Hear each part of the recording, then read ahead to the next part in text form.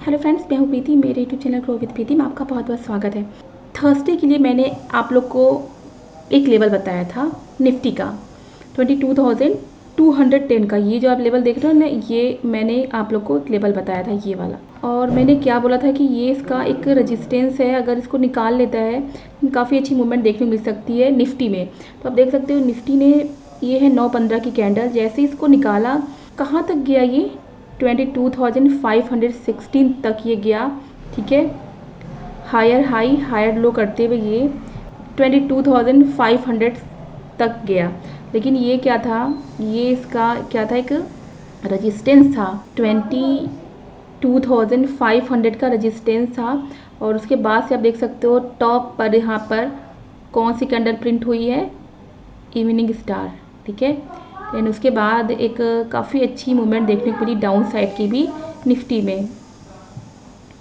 तो अब अगर हमें इसे बाय करना हुआ, ठीक है, तो अभी मैंने ऑप्शन चेन देखा था, तो ऑप्शन चेन में 22,500 का एक रेजिस्टेंस दिख रहा है। वहाँ पर कॉल राइटर अपनी पोजीशन ज़्यादा बना के रखे हुए हैं। तो देखो, अगर उसको निकाल लेता है ना, अगर निफ्टी 22,500 के ऊपर डेली चार्ट में क्लोज कर देता है, तो निफ्टी में एक बहुत ही ज़बरदस्त मूवमेंट देखने को मिल सकती है। ये लगभग 23,000 तक ही जा सकता है। लेकिन हाँ, उसको निकालना बहुत ज़रूरी है। 22,500 के रेजिस्टेंस को निकालना, क्लोज करना डेली चार्ट में बहुत ही ज़रूरी है। तो ये देखो आया था अपने सपोर्ट, ऊपर से गिरने के बाद ये 22,500 से गिरते हुए कहाँ तक आया, 22,250, मतलब 250 पॉइंट की मूवमेंट सिर्फ इसमें आधे घंटे के अंदर देखने को मिल गई। यहाँ पे सपोर्ट था, सपोर्ट लेके फिर ऊपर जाने की कोशिश कर रहा है। तो फ्रेंड्स, इसको हम लोग बाय कर सकते हैं दो तरह से। एक आपको ये सपोर्ट दिख रहा होगा, ये वाला, सॉरी रेजिस्टेंस है ना, ये आपको एक रेजिस्टेंस यहाँ पर ये दिख रहा होगा, ये, क्योंकि यहाँ पर ऊपर जाने के बाद काफ़ी टाइम तक निफ्टी ने कंसोलिडेट करके फिर ब्रेकआउट किया था। तो ये लेवल अब निफ्टी के लिए एक रेजिस्टेंस की तरह काम कर सकता है फिर से।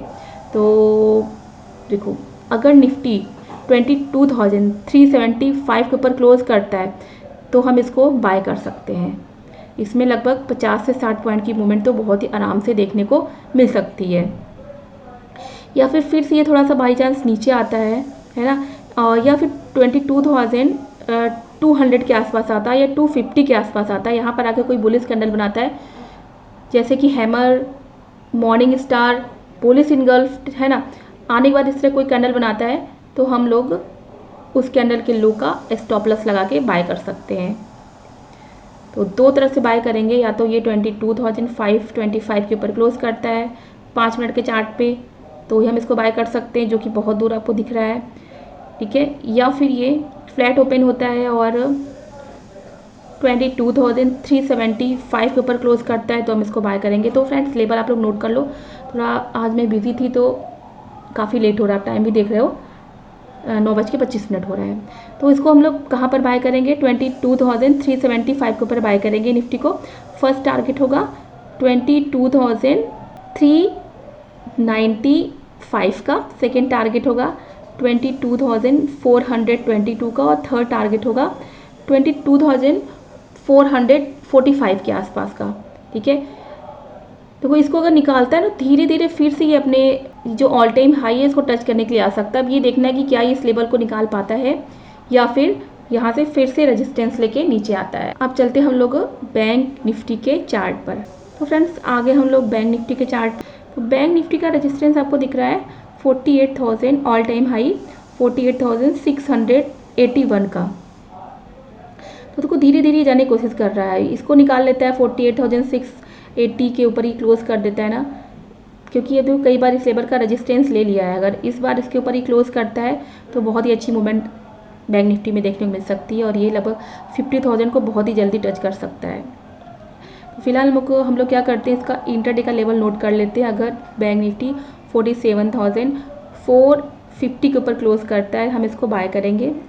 देखो फ्लैट ओपन होता है तो ठीक है, फ्लैट ओपन होने के बाद अगर इस लेवल को ब्रेक करेगा तो हम इसको बाय करेंगे। फर्स्ट टारगेट होगा 47,510 का, सेकेंड टारगेट होगा 47,565 का, और थर्ड टारगेट होगा 47,622 का। तो एक अच्छी मूवमेंट बैंक निफ्टी में भी देखने को मिल सकती है। आप लोग को मैं बता चुकी हूँ कि मैं कोर्स स्टार्ट कर रही हूँ स्टॉक मार्केट का, जिसमें आपको स्टॉक बेसिक से लेकर एडवांस तक की सारी चीज़ें आपको बताई जाएंगी। जो जो चीज़ें आती हैं इसके अंदर को हम लोग सीख लिए, समझ लिए, ठीक है, और थोड़ा टाइम प्रैक्टिस कर लिए तो हम स्टॉक मार्केट में चैम्पियन बन सकते हैं। लेकिन हाँ, थोड़ा समय लगेगा। ऐसा नहीं सोचिएगा कि आप लोग स्टॉक मार्केट को सीख लिया बस तुरंत आप यहाँ पे पैसे छापने लगोगे। देखो, पैसे आएंगे, धीरे धीरे आएंगे, है ना। कभी भी किसी चीज़ में हड़बड़ी नहीं करनी चाहिए। अगर आप मेरा कोर्स बाय करना चाहते हो तो ये बाय नाउ पे जाओगे, देन आपको पेमेंट का ऑप्शन आ जाएगा। उसके बाद आप पेमेंट करके फिर मेरे वेबसाइट से जुड़ जाओगे। 2 घंटे का डेली 8 PM से लेकर 10 PM तक की क्लास होगी, लाइव क्लास होगी। क्लास में जो भी टॉपिक पढ़ाया जाएगा उसका रिकॉर्डेड वीडियो आपको नेक्स्ट डे वेबसाइट पे मिल जाएगा। देन उसके बाद आपको स्टडी मटेरियल मिलेगा, ठीक है, PDF के थ्रू।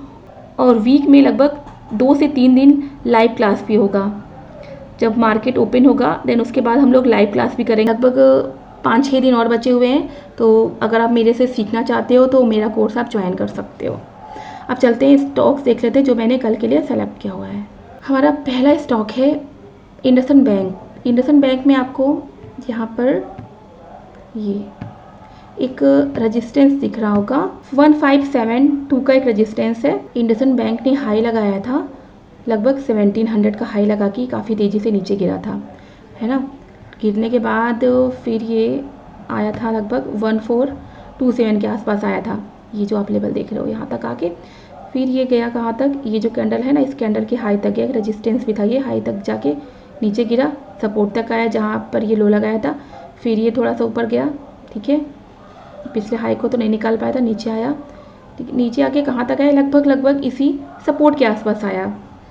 और फिर ये लगभग मार्च में ही ये इस लेवल को टच किया, 1571 तक गया, फिर से इसी सपोर्ट पे आया। लेकिन इसके लो को आप देख सकते हो, क्या इसके लो के नीचे क्लोज किया, नहीं किया।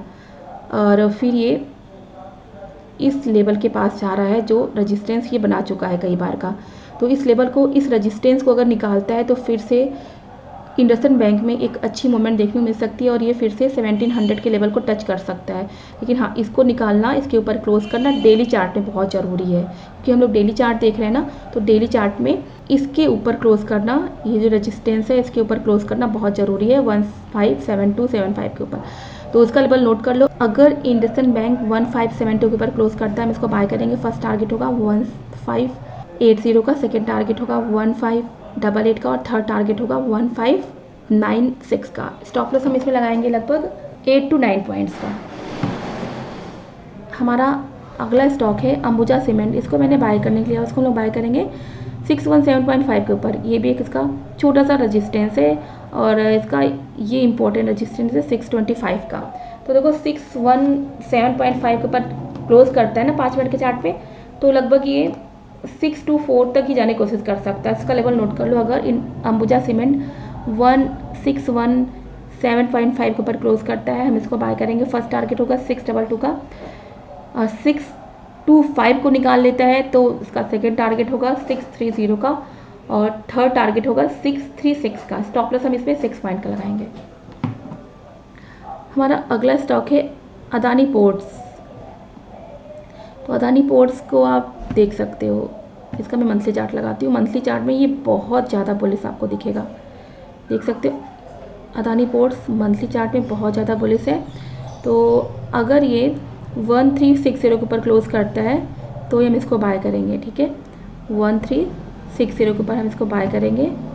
फर्स्ट टारगेट होगा इसका 1368 का, सेकेंड टारगेट होगा 1376 का और थर्ड टारगेट होगा 1385 का। स्टॉप लॉस हम इसमें लगभग 7 to 8 पॉइंट्स का लगा सकते हैं। तो फ्रेंड्स, निफ्टी, बैंक निफ्टी और इन स्टॉक्स लेवल पे आप लोग नज़र जरूर बना के रखिएगा। अगर आपको मेरा वीडियो पसंद आता है तो वीडियो को लाइक करिए, शेयर करिए और फर्स्ट टाइम अगर आप मेरे चैनल पे आओ तो आप मेरे चैनल को सब्सक्राइब भी कर सकते हो।